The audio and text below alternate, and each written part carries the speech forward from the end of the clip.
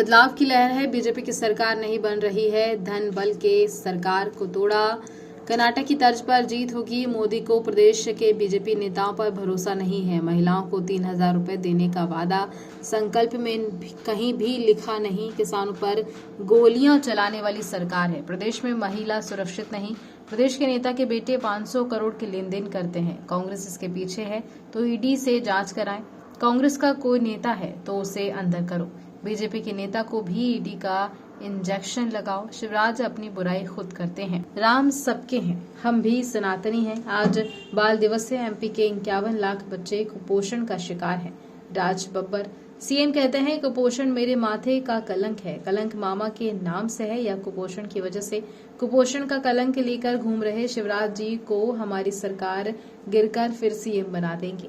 CM Shivraj की राहुल गांधी और प्रियंका को मनोरंजन बताने पर बोले राज बब्बर, हेमा मालिनी हो या प्रियंका गांधी, उन पर बयान देना छिछोरापन है।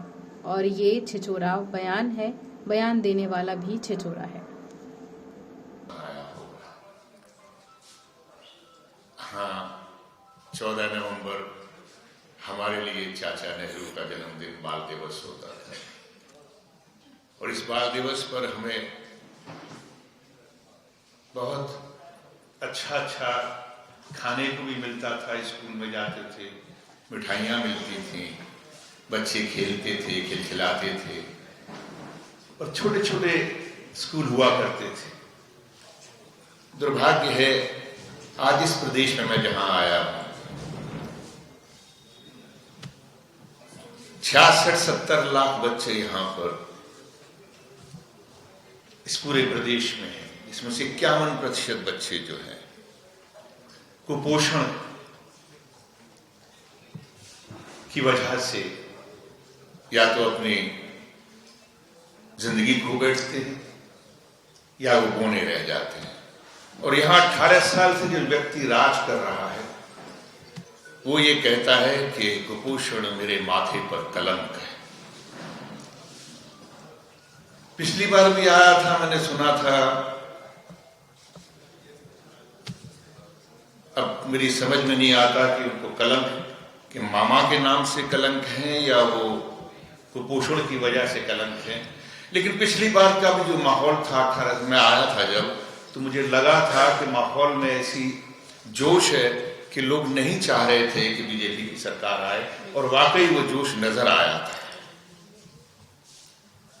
और उसका परिणाम ये हुआ कि उनकी सरकार नहीं बनी, लेकिन छद्म तरीकों से, कृत्रिम तरीकों से किस तरह से सरकार बनाकर दोबारा से जो कुपोषण का कलंक लेके घूम रहे हैं उनको दोबारा से मुख्यमंत्री बना दिया गया।